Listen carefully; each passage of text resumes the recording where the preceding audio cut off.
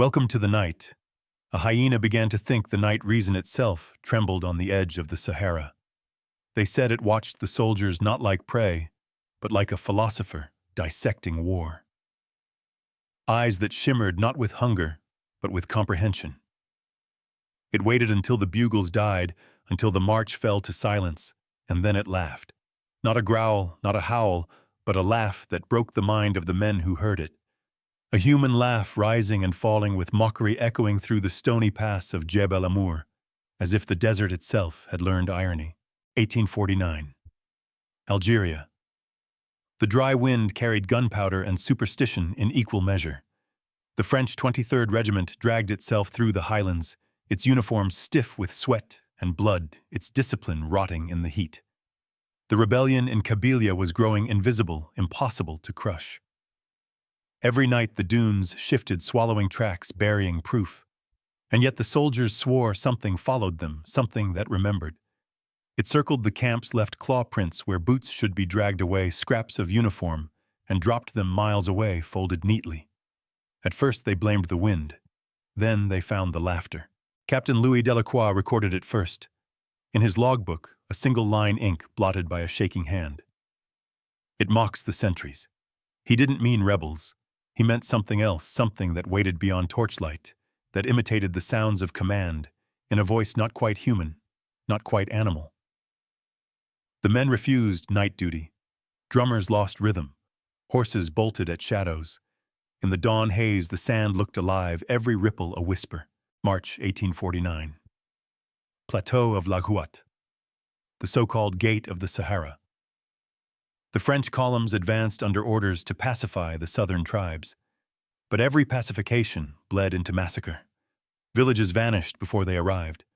Wells were found, poisoned crops, burned bodies hidden in wells. A land scoured of sound. The men walked through it like ghosts carrying rifles. By day, the heat shimmered so violently, it erased the horizon. By night, the cold returned with teeth. And then the hyena came. It did not strike first. It watched. It waited for the exhausted, the delirious. It moved with the logic of reconnaissance, appearing where orders were whispered, vanishing before they could react. Corporal Fremont saw it crouched by the embers one night, motionless, head tilted, as if listening. When he lifted his musket, it did not flee. It blinked slowly, and then it laughed again. The sound crawled into every man's ear. Some fell to their knees. Others fired blindly into the dark. When the smoke cleared, the beast was gone, but the prince remained circling the entire company in a perfect ring. From that night on, reason began to rot. Men stopped sleeping. They whispered that the creature understood them, that it learned their habits, their commands, their hierarchy. One by one, sentries vanished from posts. No blood, no struggle. Only rifles left standing upright in the sand as if presented in salute. Lieutenant Lefebvre wrote, "We are being outthought by the desert itself." Before we continue, leave a comment where you're watching from and the exact time you're hearing this. Because once, a long time ago, men listened to and heard something that shouldn't have been possible. The official bulletins mention nothing of it. The French command wrote of supply disruptions, native deception, psychological strain. But in the private letters, the ones never meant for print, the story blooms like infection. The beast they called le penseur, the thinker, the hyena that seemed to wait for decisions before moving. One officer claimed it predicted ambushes. Another said it mirrored his own pacing pattern step for step until he could no longer tell which shadow was his. The Kabyle tribes had older words for it. Bul Hila, the cunning one guardian of lost souls, the desert's spy. They said it was no beast at all, but the thought of the land made flesh the memory of every scream buried in the sand walking on four legs. Kill it, and the desert would remember your name forever. Spare it, and it might spare your mind. The French laughed until they couldn't. By mid-April, delirium set in. Maps became useless. Compasses spun. The sun refused to stay in one direction. And still at dusk, that laugh rolled across the plateau, not from one place, but many, like a choir of mockery.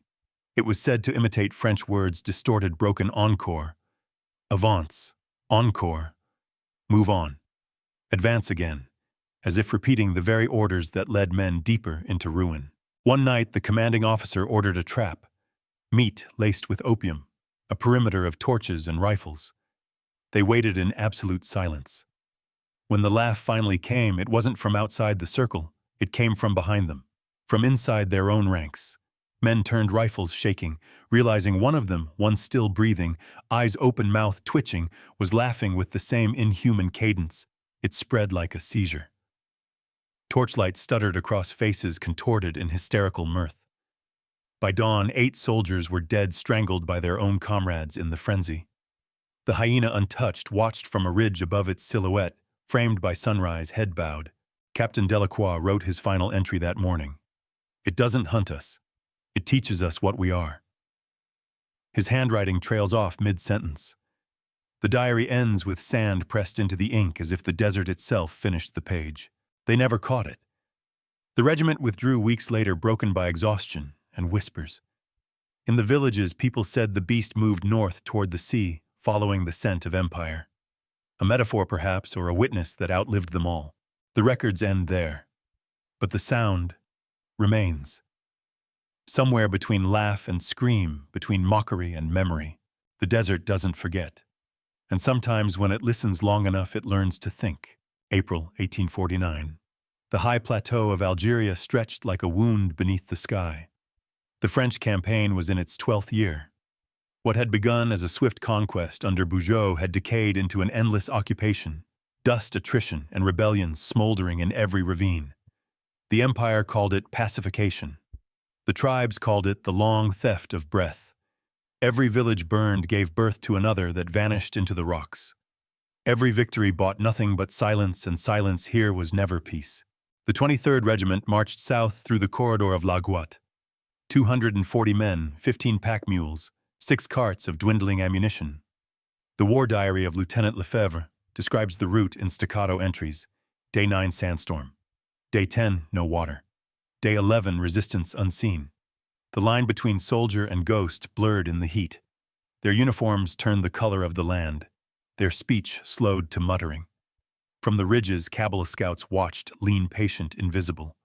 They did not attack. They waited. That patience unnerved the French more than gunfire ever could. By then, the French Empire had perfected the illusion of control. Reports to Algiers spoke of territorial stabilization, infrastructure progress, moral re-education. In reality, entire provinces existed only on paper. The interior was lawless, a geography of mirage and rebellion. Columns marched into regions with no maps, following rumors of insurgents and disappearing under the sun. The bureaucracy that fed Paris with statistics of victory also fed the soldiers lies that they were building. Civilization size, that the land could be measured, charted, ruled. The land, however, thought otherwise. From the journals of a military surveyor, we know the desert had already begun its quiet revolt. The dunes moved by meters overnight, erasing newly drawn boundaries. Wells dug by engineers collapsed within days. Compasses lost north in the magnetic stone fields. To the French, it was sabotage. To the locals, it was the desert reclaiming its own logic. The soldiers joked that the sand itself was Arab, uncooperative, stubborn, alive. Beneath the humor trembled fear that the earth did not belong to them even when they stood on it. Every man carried 2 burdens, a rifle and doubt.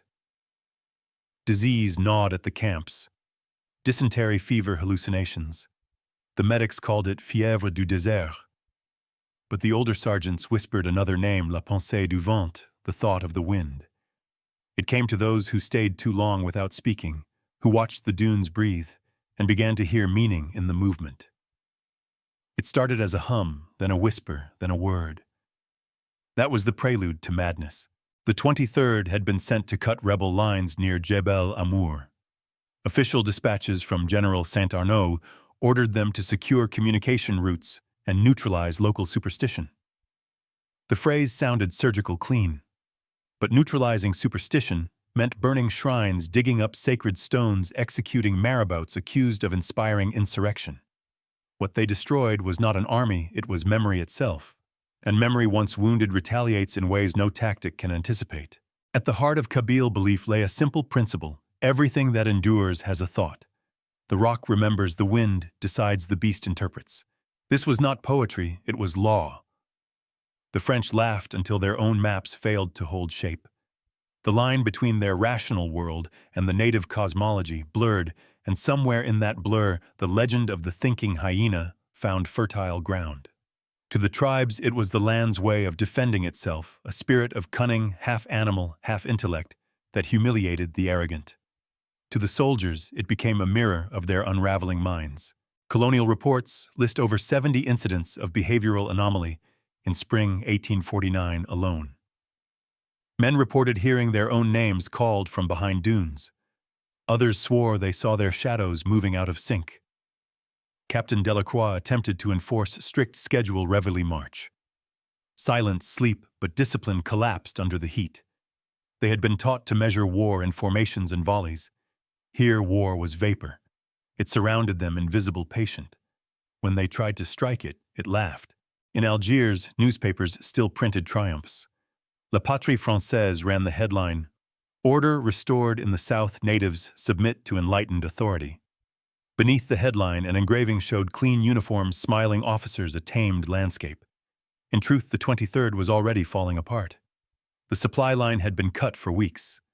Ammunition was rationed to 3 rounds per man per day. Water was drawn from brackish pits guarded by serpents. The men licked condensation off their rifles before dawn. And every night, the same sound rolled through the canyon, half laughter, half language. By late April, reports reached Oran that the regiment had ceased signaling. No heliograph replies, no courier pigeons. Search parties found only fragments, a burnt wagon, torn ledgers, a scattering of bullets that had melted under heat. The official narrative declared them lost to a sandstorm. But local shepherds later told another story. They said the soldiers had offended the guardian of the hills, and that one by one their thoughts were taken from them.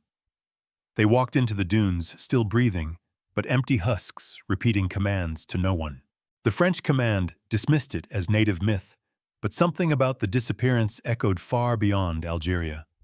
In letters to the Ministry of War, Saint-Arnaud hinted at psychological collapse unprecedented in European warfare. A confidential memo described the desert as an intelligent adversary, omnipresent, non-corporeal, unkillable. It was never published. Files vanished into the military archives of Vincennes, sealed under the heading Anomalies Algériennes. Back in the villages, the story spread differently. They said the hyena had been born of smoke and history, the spirit of a burned library near Tlemcen, where the French destroyed manuscripts older than their empire. The creature was said to speak the tongues of all who waged war on memory. When it laughed, it wasn't mocking, it was reminding. Each echo a fragment of a name once erased.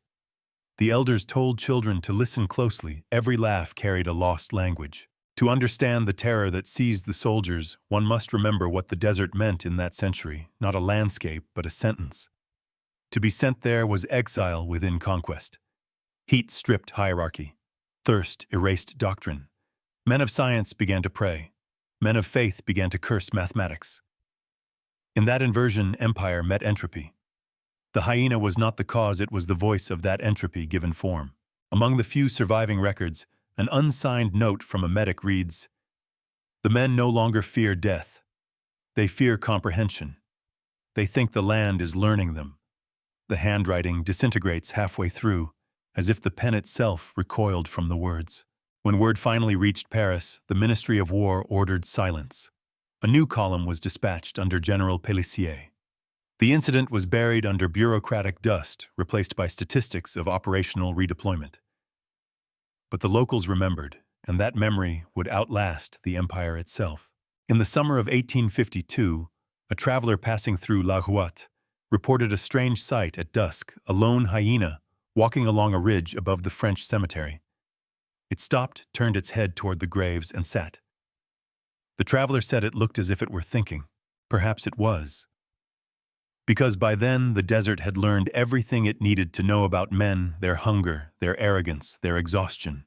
And somewhere beneath the sand, the echo of that laugh waited, patient, intelligent, immortal. In the archives of the Service Historique de l'Armée, there exists a folder labeled Dossier 1849, Jebel Amour. Its pages are brittle, the ink faded, but the entries still breathe like old wounds. The first is a dispatch dated April 14, 1849, signed by Colonel Etienne Marceau, commander of the Southern Operations. It reads, Regiment 23 has encountered irregular resistance. Communications disrupted. Terrain unstable. Local superstitions escalating. Request scientific observation. That last phrase, scientific observation, was code.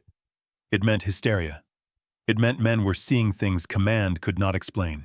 A week later, a second report arrived from a field engineer, Lieutenant Hubert Chardin, assigned to survey the southern corridor between La Gouatte and Gardaya. His instruments had begun to fail. Compass deviation of up to 17 degrees, barometer needles shattering under pressure with no measurable cause, mirages that reversed perspective, mountains appearing inverted in the sky. Chardin's note to headquarters was clinical, but trembling. The environment behaves as though observing us. Our shadows shorten unnaturally when standing still. Men claim the wind speaks their names. Request withdrawal or psychological evaluation. Command ignored it. The Empire's maps could not accommodate madness. Then came the casualty logs. Between April 24 and April 26, 14 men vanished without confirmed engagement. No shell casings, no footprints beyond a certain radius. In each case, the last recorded observation listed disorientation or verbal instability. Sergeant Lemoyne's entry reads, heard laughter at 0200 hours. Believed to be Arabs mocking from ridge. Investigated. Did not return. When Lemoyne himself disappeared the next night, Delacroix annotated in the margin. The sound was behind him. From an analytical standpoint, the losses should have been explainable. Ambush, dehydration, desertion. But the mathematics refused. The French army tracked casualties by predictable ratios, 1 man lost per 10 kilometers of hostile territory, 3 per skirmish, 2 to disease per week. The 23rd's disappearance exceeded those parameters by 412%. Every logistical model broke. Food consumption data proved inconsistent. The regiment's flour stock reduced faster than recorded meals could justify. Ammunition crates sealed in Algiers arrived half empty. Water barrels filled at known sources evaporated overnight. Supply officers accused theft. Priests called it curse. The truth was simpler, nothing obeyed logic anymore. By May, the medical division intervened. Surgeon Major Lucien Arbeau conducted examinations of the remaining soldiers. His report, preserved in the archives, is both clinical and desperate. Subject's pupils dilated under absence of light. Pulse irregular, yet not indicative of fever. Severe insomnia and anxiety. They describe an external intelligence manifesting as mimicry animal sound reproducing human tone. No signs of rabies or known contagion. He prescribed opium and confinement. 3 patients later died not of illness but self-inflicted wounds. Arbeau's handwriting decays into smudges near the end. His final line. The laughter persists even when the ears are covered. Meanwhile, correspondence between regional officers reveals the growing schism between rationalists and believers. General Saint-Arnaud demanded empirical verification of all supernatural claims. Yet his own aide, Captain Despreaux, confided privately, "We are not fighting men. We are fighting cognition." He described night patrols halted by sounds imitating French bugle calls at mathematically perfect intervals.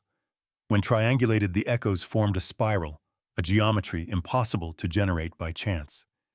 The reports were marked inadmissible evidence and sealed. Paris dismissed these accounts as tropical hysteria, but in the field, the phenomenon multiplied. Telegraph messages sent from outposts near Affleux arrived rearranged, same letters, different order, as if rewritten by an unseen hand. One message, originally reading, "All safe advancing at dawn," arrived at headquarters as "Safe all advancing at dawn, laugh, laugh." Technicians blamed static interference. Linguists later noted the repetition of the word laugh matched the Morse pattern for LAFF, identical to the soldiers' phonetic imitation of the hyena's cry. The Empire's rational machinery tried to contain the uncontainable. New patrol protocols were drafted. Night watch was doubled. Flares replaced torches.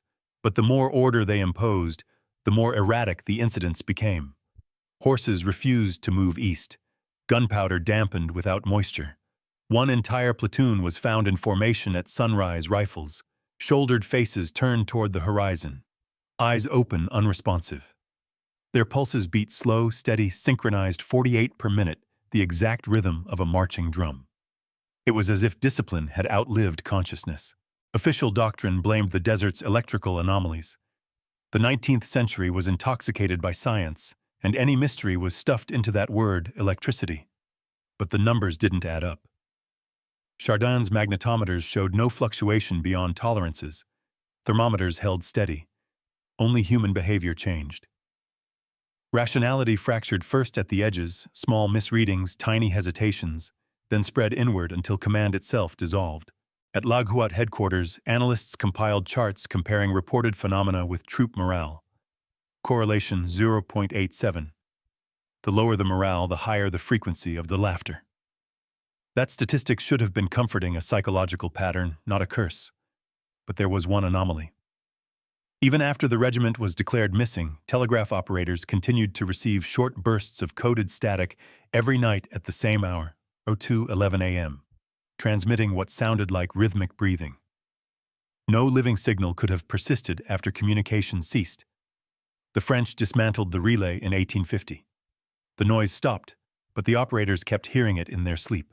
To ground the phenomenon in material terms, the colonial administration recruited naturalists from the Société d'Anthropologie de Paris to study hyenas in the region. They captured 6 specimens. None exhibited mimicry beyond instinct. Their skulls, however, showed cranial capacity larger than recorded averages by almost 8%. The report concluded no intelligence beyond animal parameters. Yet one researcher, Auguste Tournier, appended an unofficial note. Specimen eyes contain reflective layer resembling human tapetum in density. Observed hesitation before attack, possible decision-making interval. His peers mocked him. Within months, he resigned and left Algeria. His notebooks vanished with him. The colonial campaign continued indifferent to mystery. But in private correspondence, officers confessed that the event at Jebel Amour broke something fundamental not in the army, but in their belief that conquest was rational. Letters from Captain Delacroix to his wife describe men undone by thought. He wrote, "It's not madness. It's awareness in the wrong place. The land is aware of us, and that is unbearable." His handwriting disintegrates after that. The letter ends with a smear of blood and sand. Years later, in 1863, when the French exhumed remains near the same ridge, they found bones arranged in deliberate patterns, concentric circles alternating with iron buttons from uniforms. Archaeologists called it graves disturbed by wind, but the spacing matched military formation column of 4s. Even the dead obeyed orders. Or perhaps something else obeyed for them. Historians today debate the authenticity of these records. Some argue that the thinking hyena was a metaphor, a collective hallucination, born from colonial guilt, a mind conjuring intelligence where cruelty failed. Others note that the precision of the details defies pure myth. Every report aligns with geographical coordinates, timestamps, official seals. The numbers are too exact to be invention. What remains undeniable is the data: 79 men departed Laghuat in March 1849. 17 were confirmed alive by mid-April. By May, none were accounted for. No graves, no prisoners, no deserters. The desert recorded their absence perfectly, as if subtraction itself was its handwriting. The empire buried the story under statistics. Algeria moved on. Roads were built, telegraph lines stretched. The tricolor flag fluttered above stone forts. But beneath the arithmetic of occupation lay an unsolved equation, something that had studied man long before man studied it. In the century that followed, travelers along the old route of the 23rd reported faint echoes near Jebel Amour, rhythmic, uneven, rising in pitch. At first, mistaken for wind, it became laughter when the night deepened. The coordinates matched the last entry in Delacroix's logbook. The sound lasts exactly 48 seconds, the same duration as the regiment's heartbeat when it disappeared. Whether it was an animal, a trick of acoustics, or the desert's own cognition, the facts remain. The instruments failed, the men vanished, the laughter continued. And somewhere in those silent archives, under dust and resignation, lies the simplest entry of all, a line written by a hand, long dead, unsigned, undated, but written in military ink, it learned faster than we did. Night in the desert breathes differently. Shallow, restless, alive with things unsaid. The air was still, yet every tent quivered like paper under an invisible hand. In that hour between exhaustion and dawn, humanity thinned, and what remained in each man was closer to instinct than reason. Private Julien Morel sat with his back to the fire, clutching his rifle like a talisman.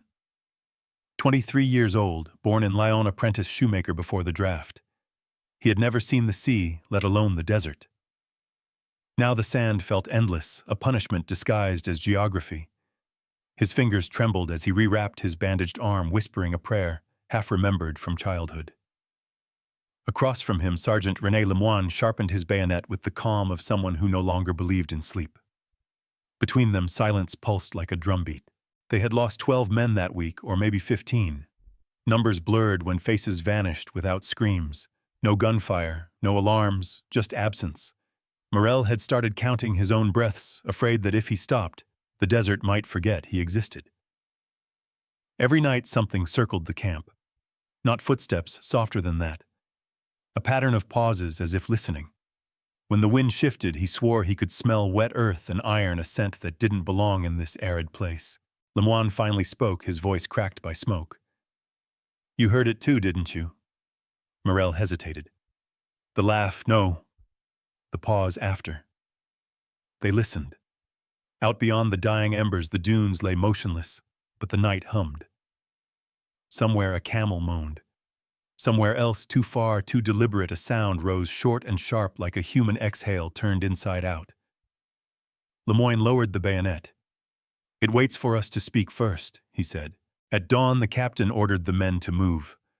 The route cut through a narrow wadi littered with bones, goat, camel, maybe human. Morel trudged in silence, boots sinking in soft dust. The sun climbed fast, burning thought itself. By midday, delirium set in. One soldier began reciting the multiplication table to keep from screaming. Another insisted he saw footprints walking backward. Even Lemoine's lips moved without sound, counting something invisible. When they stopped to rest, Morel drifted toward the edge of the column. The air shimmered. He saw a shape on the ridge, low, moving sideways with unnatural precision. A hyena unmistakable in silhouette. But its posture was wrong, too balanced, too symmetrical. It didn't prowl, it observed. The rifle in his hand weighed suddenly absurd, a toy against that gaze. He blinked, and the shape tilted its head, perfectly mirroring him. Then the wind carried a whisper, faint, broken, yet undeniably articulate. "Julien." He froze. The sound was his own name spoken in his mother's voice. He stumbled backward, shouting. The others turned. Nothing on the ridge, only dust. Lemoine rushed to him, grabbed his shoulders. "What did you see?" "It said my name." Morel gasped. "Who the beast?" Lemoine's grip tightened. "Then it already knows you." That night, no one slept. They built a ring of fire around the camp torches, planted like sentinels. The wind refused to rise, too calm, too deliberate. Somewhere in the dark, the laughter began again, echoing against rock faces, until direction dissolved. It wasn't the bark of an animal. It was cadence, mimicry, rhythm. Between bursts, something like words emerged, clipped, mechanical, distorted. Hold, line, form, orders. Their own commands reflected back at them. Panic rippled through the ranks. Men fired into the blackness, muzzle flashes stuttering across the dunes. The echo returned, every shot doubled, multiplied, until it sounded like two armies firing at once. Morel dropped his rifle and covered his ears, sobbing. The captain shouted for ceasefire, but his voice was swallowed by the desert's imitation, a chorus repeating ceasefire, ceasefire in perfect unison. By dawn, the fires had burned low. No bodies, no footprints, only emptiness shaped like absence. Lemoine sat beside Morel, eyes glazed. "It's not hunting us," he whispered. "It's rehearsing us." 2 days later, they found the remnants of the supply wagon wheels, upright, axle snapped clean. The driver's uniform lay folded beside it, boots neatly aligned, untouched by wind. In his logbook, a final entry written in rushed pencil, "It thinks before it kills. It waits for us to understand." The officers argued retreat or press on. Delacroix insisted on discipline, but the men's eyes had gone hollow. They no longer saluted. They listened. Every gust of wind carried suggestion. They began to hear phrases in the rustle of canvas logic, in the crackle of the fire. When Delacroix spoke, they hesitated as if waiting for confirmation from something unseen. Authority was leaking out of him into the sand. One evening during rations, Morel noticed the captain writing by lamplight. He approached quietly. On the page, not words but lines, spirals intersecting precise. The same pattern the hyena's prints had formed outside the camp. Delacroix didn't look up. It showed me how he said softly. It organizes thought differently, no beginning, no command. Only repetition until meaning collapses. Morel stepped back, terrified. "Sir, you need rest." Delacroix smiled faintly. "Rest is for the unstudied." He closed the notebook. "Do you understand what we've met here, Morel? Not a beast. Not a god. A question that learned to walk." That night he disappeared. The notebook remained open to a single phrase written in deliberate script. "The desert is the empire's mirror." The next morning, the men refused to march. Some sat staring at the horizon. Others whispered prayers in languages they hadn't spoken since childhood. Lemoine gathered what was left of his sanity and ordered them to move north toward the hills. They followed without words, shadows among shadows. By midday, heat rippled like liquid. Morel turned once, and there it was again. The hyena pacing alongside, matching their march from a distance, each step delayed by half a second. A mocking echo of motion. He thought about shooting, then realized how pointless that would be. You can't kill what's already inside your head. The creature stopped, lifted its head to the wind, and made a sound low, deliberate, almost tender. Morel felt something crack inside him, not fear, recognition. At sunset, they reached a shallow canyon. The rocks were carved with old symbols, circles, waves, eyes. Lemoine traced one with his hand. "They were here before us," he murmured. "Maybe they tried to warn us." The men set camp in silence. No one spoke of the laughter. Yet it came anyway, drifting through stone, soft as breath. This time it wasn't mocking. It sounded curious. In the dark, Morel dreamt of Lyon of cobblestones and church bells of rain that never came here. When he woke, the air was cool. Too cool. He sat up and realized the fire had died, though no one had touched it. Around him, the men were gone. Not vanished, arranged. Circles within circles, their rifles standing upright in the center bayonets pointed outward, like the teeth of a wheel. He staggered to his feet, shaking. From the ridge above, the hyena watched. It did not move. It did not smile. It simply existed, calm, indifferent, eternal. And then in a voice that wasn't a voice, somewhere between echo and memory, Morel heard, "Now you see." The desert stretched wide and endless, patient as thought itself. He fell to his knees, laughter spilling from his throat. Not his laughter, but something borrowed, ancient, mathematical. He understood nothing and everything. By the time search parties arrived weeks later, they found only bones. The arrangement matched a formation chart, 12 men per quadrant, compass aligned. At the center, a rusted rifle and a half-buried inscription carved into stone, "It waits to be understood." The human scene ended there, not with battle, not with surrender, but with comprehension too heavy to survive. And somewhere beyond the dunes, the hyena turned its head toward the sea, thinking, remembering, and perhaps learning how to be alone. The report that reached Algiers was stamped urgent but incomplete. It contained no introduction, no signature, only a chain of observations written in block handwriting. Contact re-established with detachment near Jebel Amour. Survivors display erratic cognition. Desert appears altered. Recommend immediate withdrawal. The War Ministry never published it. The file was stored in a locked cabinet under the title Non-Strategic Phenomena. Weeks later, when General Pellissier's relief column arrived, they found the remnants of the 23rd, arranged with surgical precision skeletons, aligned like coordinates rifles planted upright as if awaiting inspection. The bones were clean, unbroken, as though stripped not by teeth or time but by intention. At the site's center lay a rusted bugle and a strip of parchment inked with spirals. Scientists called it ritual geometry. Clergy called it blasphemy. Only the desert understood it for what it was, memory translated into form. From these remains came the first rational attempt to explain the impossible. The French military academy at Saint-Cyr opened a secret inquiry called Commission sur les anomalies de perception en opération coloniale. Led by physicians and mathematicians, they dissected every document, measurement, and diary left behind. Their conclusion was cautious, bureaucratic, yet haunting. Cognitive contamination resulting from environmental feedback loops. In simpler terms, the land had learned to reflect human thought, and the army, trapped inside its own reflection, imploded. To prove this, the commission used data from surviving instruments. Compasses from the 23rd displayed magnetic shifts synchronized with periods of reported laughter. Between midnight and 0300 hours, the deviation rose consistently by 12 degrees east, then reset at dawn. The same rhythm appeared in soldiers' journal entries, 12 words per line before the handwriting broke into repetition. The frequency matched the hyena's cry recorded by nearby tribesmen.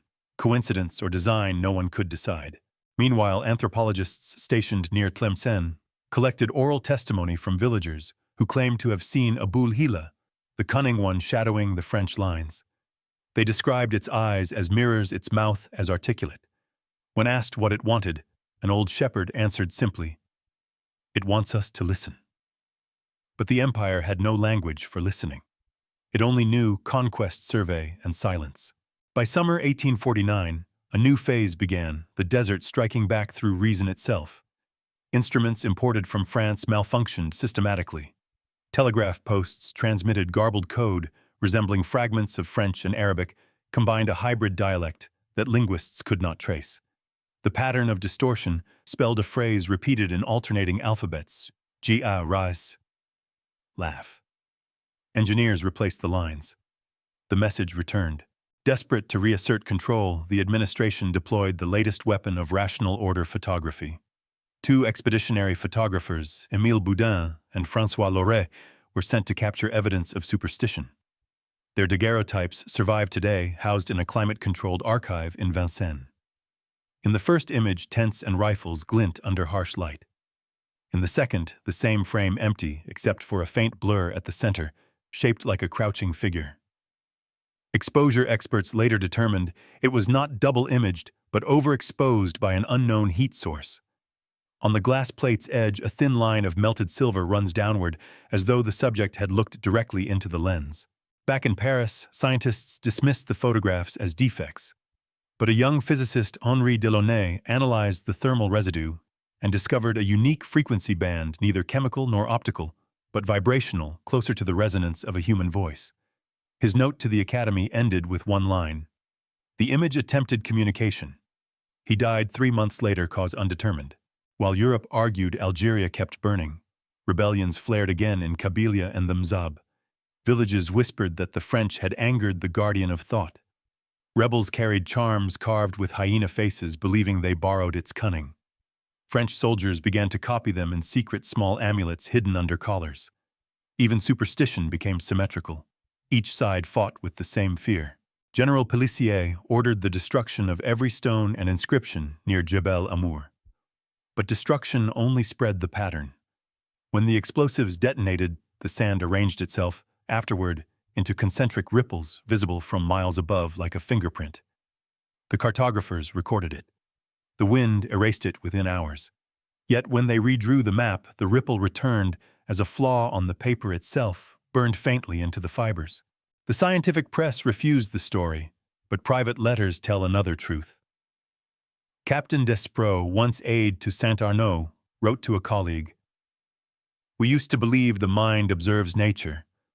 Here nature observes the mind. Every order we give it rehearses before we act, as though the earth is practicing our mistakes." His superior intercepted the letter and destroyed it, but the sentence survived in rumor.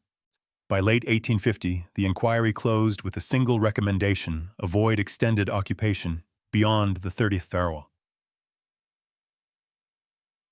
The phrasing was logistical, but the meaning was spiritual. There existed a latitude beyond which thought itself turned against its maker. The empire ignored the warning. Expansion continued. Yet the soldiers stationed beyond that line developed the same symptoms: insomnia, mimicry, laughter. Historians later noticed the ripple effect. Reports of thinking beasts appeared in other colonies. Senegal, Indochina. Madagascar, always following massacres, always vanishing when the victims' names were erased. The phenomenon obeyed no frontier, no climate, only memory.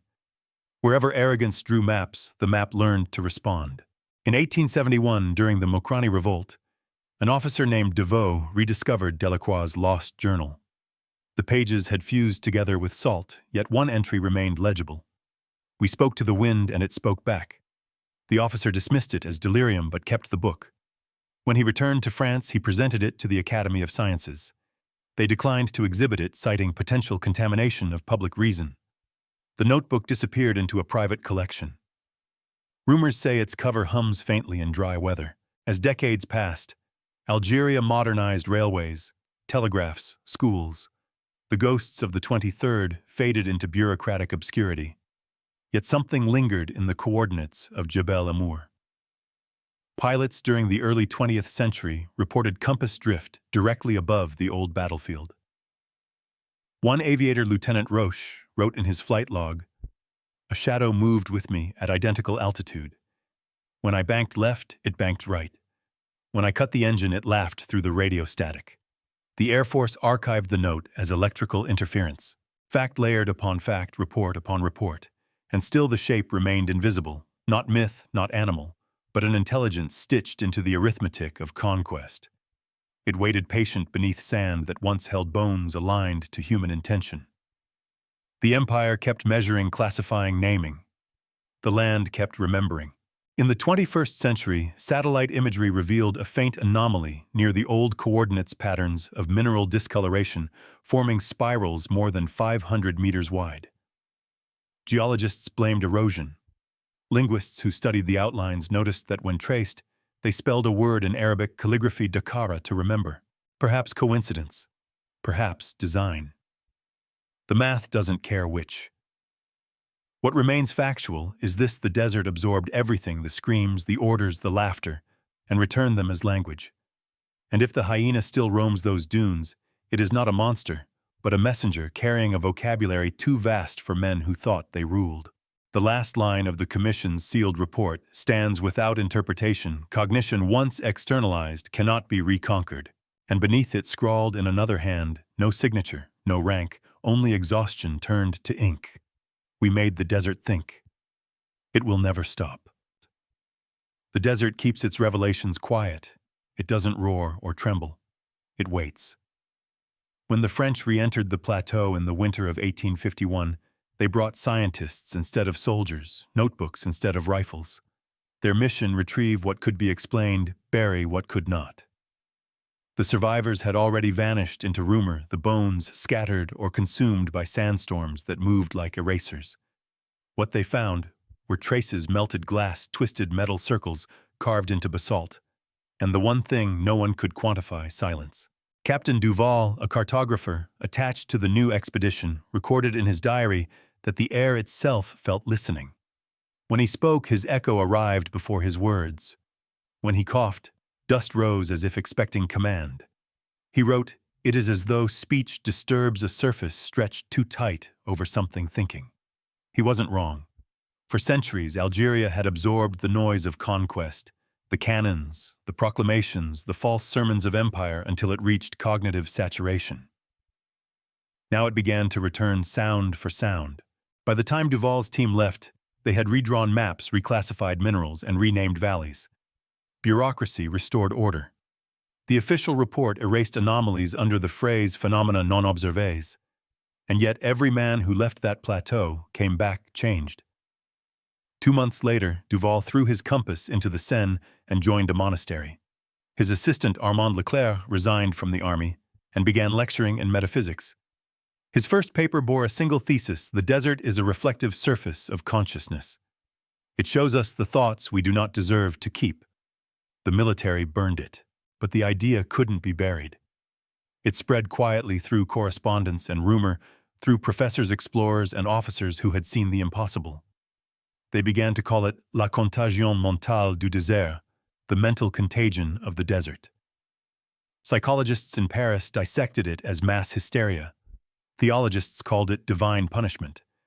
But among those who had been there, the conclusion was simpler. Something had understood them and found them lacking. Decades passed. The empire expanded, then faltered. New wars came, new maps, new dead. Yet in every generation, the same echo resurfaced, not as myth, but as pattern. In 1881, French troops marching through the Aurès-Range reported laughter carried by wind even during storms. In 1903, during the Sahara Survey missions, a wireless operator received coded bursts from a dead frequency, Ils reviennent en pensée, they return in thought. The message repeated for 3 nights before fading. The frequency was later found to match the pulse rhythm of the human brain in deep sleep. Back in France, the archives thickened thousands of pages of rational explanation. Sandstorms became meteorological anomalies. The geometric graves were labeled tribal funerary custom, the laughter auditory mirage. Rationalization was empire's final weapon, and yet even logic trembled when confronted by mathematics. In 1924, an astronomer from Marseille compared early colonial maps of Jebel Amour to modern satellite surveys. The alignment of dunes, when plotted over time, formed an unmistakable spiral, expanding clockwise 1 revolution every 75 years. The pattern matched the orbit of a planet. Coincidence, perhaps, or remembrance.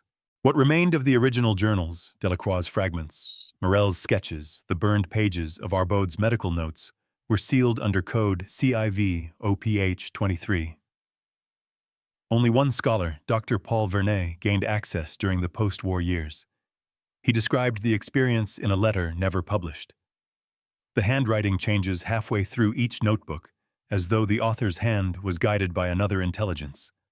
Sentences fold into mirror text. I believe they were still writing, but not for us. Vernet died of heat stroke during a lecture tour in Algiers. Witnesses said he laughed before collapsing. And so, the hyena, that impossible witness, became both symbol and scapegoat. Painters turned it into allegory, poets into warning. In colonial museums, taxidermy displays labeled it Hyena striata algerensis, an animal that never existed in recorded taxonomy. Yet even stuffed behind glass, its eyes seemed alive. Curators complained that its reflection moved when the room was empty. The irony was cruel. The empire that had tried to civilize mystery now served as its exhibit.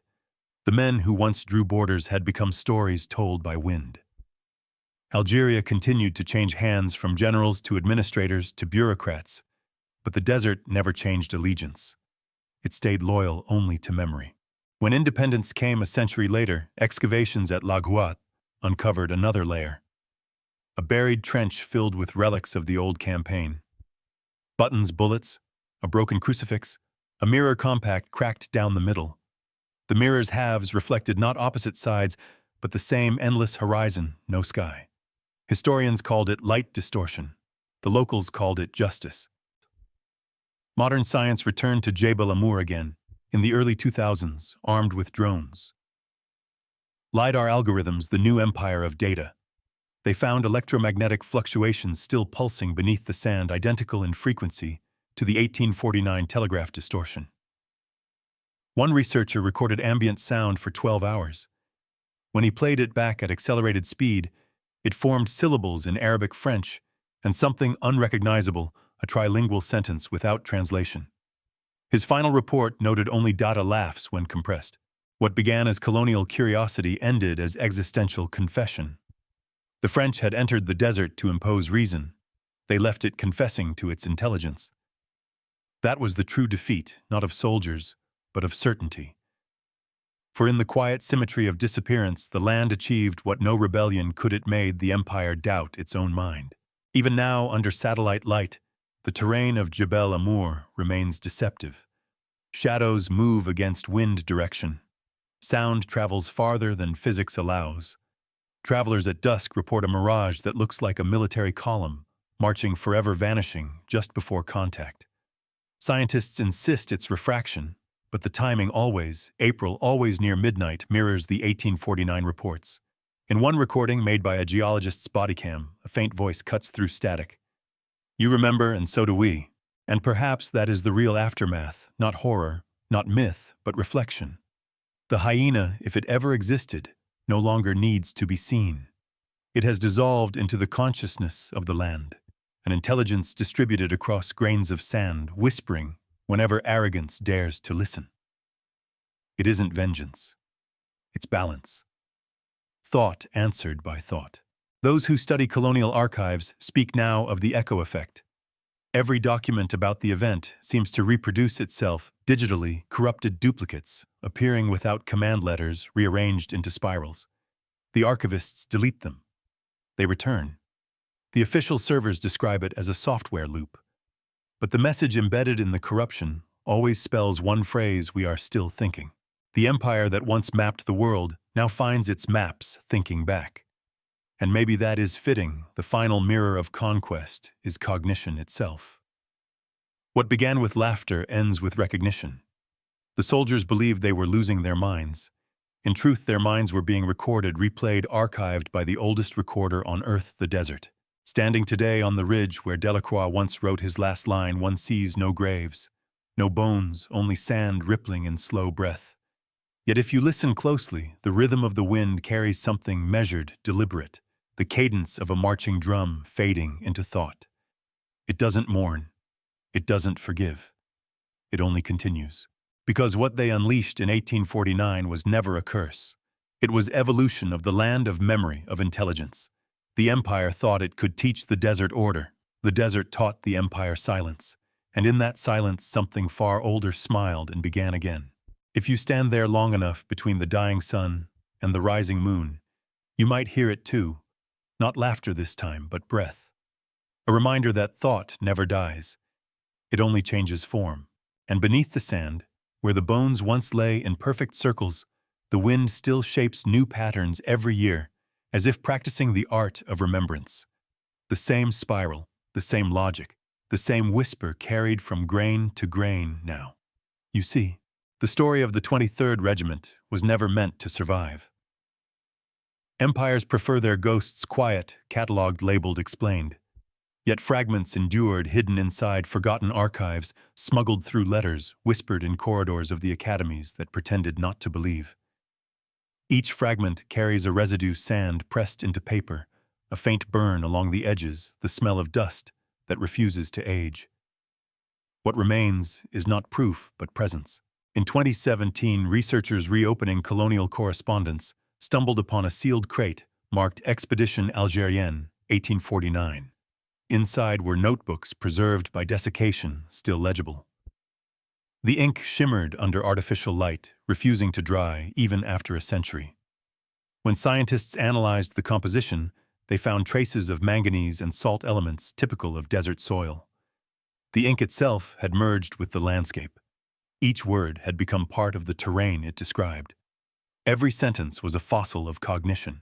Reading them today feels like walking into a mirror. The handwriting begins neat, confident, orderly, then loosens curves into spirals, dissolves into symbols. As if the author wasn't writing anymore, but translating sound into geometry. The last page is nothing but a single repeated line. We are what the land remembers. That line appears in 3 languages, then vanishes into blankness. The modern world, armed with logic and satellites, dismisses such relics as hysteria, but something in their geometry resists dismissal. The more we measure, the more patterns reappear, coordinates, echoing frequencies, phrases aligning with wind, data, laughter, woven into the static of recorded silence. Perhaps it is coincidence, or perhaps coincidence is simply the shape of something larger learning to disguise itself. When filmmakers arrived in Jebel Amour to document the legend, their drones malfunctioned. GPS signals looped in circles, batteries drained faster than physics allowed. The footage they recovered shows nothing but sand, except for one frame half a second long, where a blur passes across the lens, eyes glinting like metal under sun. Technicians blamed heat shimmer. The sound engineers disagreed. Beneath the wind, they heard rhythm, 3 pulses, 1 pause, repeating. Not music, not animal. Language stripped to its core. The locals no longer tell the story as horror.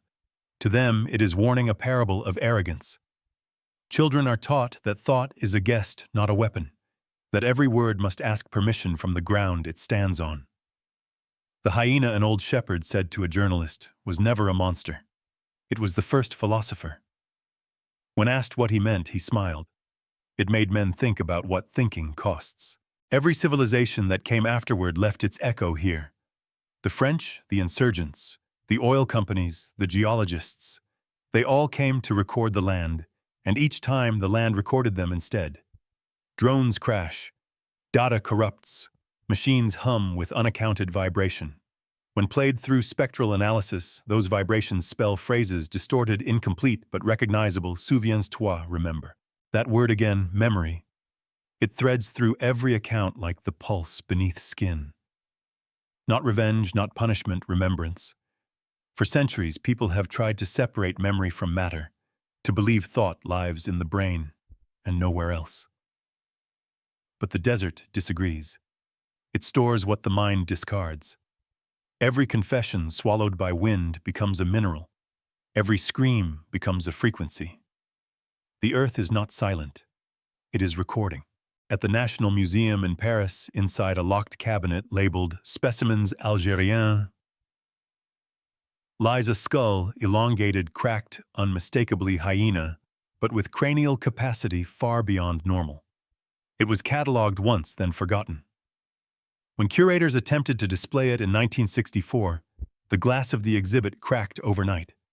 The temperature sensors malfunctioned, all readings frozen at 37 degrees, the temperature of human blood. The skull was returned to storage. Its case hums faintly in the dark. The story still returns in cycles, in novels, in paintings, in quiet academic papers that tiptoe around the word sentience. Some treat it as metaphor, others as warning. But none escape its gravity. The lesson remains the same. Every attempt to master the world teaches the world to master us. The hyena was not punishment. It was demonstration. In 2021, an expedition of Algerian historians erected a small memorial at the site of the regiment's last camp. No flag, no symbol, just a bronze plaque buried halfway in sand. The inscription reads, "To those who mistook intelligence for ownership." At night, the wind scours the letters until they disappear, then returns them by morning. A cycle endless. Some nights, travelers who camp near the ridge report a presence not seen, only felt. A low vibration underfoot, like the earth taking a slow breath. And occasionally a sound, distant, soft, almost human. Not laughter this time, but something quieter, a sigh. The sound of exhaustion, maybe, or understanding. There is no conclusion, because the story refuses to end. Every telling reshapes it, every listener adds a fragment. The empire's archives call it anomaly. Folklore calls it truth. But history in its silence calls it balance. The arrogance of the conqueror met the patience of the land, and patience won. Perhaps the most haunting part of all this is not the legend, but the evidence. The last entry in the War Ministry's record of the 23rd Regiment reads only "all accounted for by absence." It is a bureaucratic masterpiece, efficient, final, absurd. All accounted for by absence. That phrase could serve as epitaph for every empire that mistook silence for obedience. And so we are left with echoes, diaries dissolving into dust, voices woven into static laughter folded inside sand. Each retelling is an act of remembrance, and each remembrance an invitation. The desert does not demand belief, it demands listening. For the land has patience. It will wait until arrogance speaks again, and then it will answer gently with thought. If one day you find yourself crossing those plains, when the air shimmers and your shadow moves a heartbeat late, stop. Listen. The sound you hear may not be the wind. It might be memory adjusting itself around you, testing your intent. If you mean harm, you'll hear nothing. But if you mean to learn, the silence might open, and inside it, a single phrase as old as the first word ever spoken. Now you see, no empire survives thought. No empire outlives its echo. The soldiers learned that lesson one night in 1849, when the desert finally decided to think back. The laughter that followed was not mockery, it was understanding. And perhaps that is all intelligence ever was, the world recognizing itself through us and smiling. You've just heard another record from echoes of the unknown stories where history listens and the forgotten remember. If you wish to hear what the land remembers next, subscribe and stay a while.